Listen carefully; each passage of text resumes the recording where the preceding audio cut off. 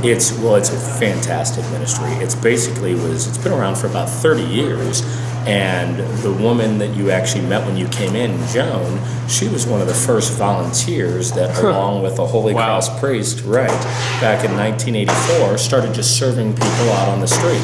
They'd make a meal at somebody's house, kind of whatever food they'd have, and they'd set up on the sidewalk and start serving people. Since then, it's basically grown up over time to become the main dinner operation for the poorest of the poor here in the Phoenix area, people struggling with severe poverty and homelessness. This building was an armory in the 20s, so it's a very well cement block constructed. So they have all the canned foods, all the donations that come in, the clothes, blankets, and tool room, meeting room. We also have a variety of what we call hospitality services, showers that you've seen going on. We have a clothing closet. We have laundry that people can drop off and we'll do it for them. People can rent lockers here. We have some office services.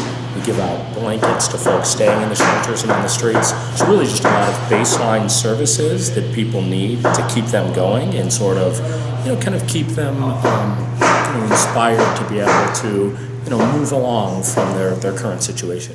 The main number that we would track is the number of meals served per night. We average about 600 per night. And then during the day, when we have clothing, we give out 40 spots for clothing. That's 4 times a week. Showers, we do 30 spots 6 times a week, and 5 times a week. And laundry, we do 10 spots 4 times a week. Cook the meat separately. Mushrooms. Yeah. There's 20 pounds of burger in each bucket. Wow. 2 cans of paste, 2 cans of puree, 2 cans of sauce.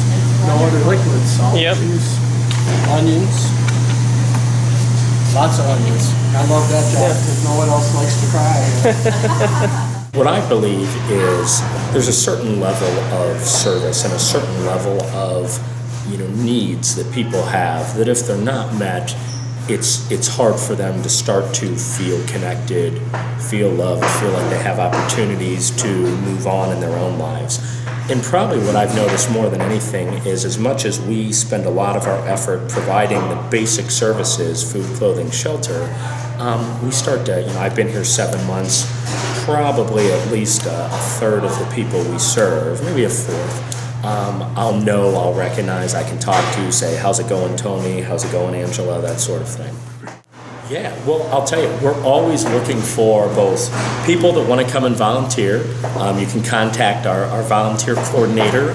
She's on the website. Her email address is just coordinator@andrehouse.org. And then a lot of basic supplies. One of probably the most important things we give out, clothing's pretty straightforward, blankets are pretty straightforward. We give out a lot of toiletry items when people are using the showers and people are showering and stuff at other facilities. We need small bottles of shampoo, conditioner, soap, toothpaste, those sorts of items.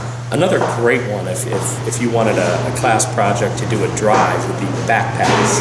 When you are struggling with homelessness, having a good durable bag to be able to carry stuff with you is extremely important. Yeah. So backpacks, huge one. I'll tell you what, Andre House is an amazing place. Being able to connect with people in a real way that are truly grateful and in need of your help is it's an unmatchable experience. I would recommend it to anyone just graduating. I'm 37 and I waited till now to do this. Yeah. If you're 22 years old, you're looking for something to do after you graduate, I would certainly recommend this type of ministry.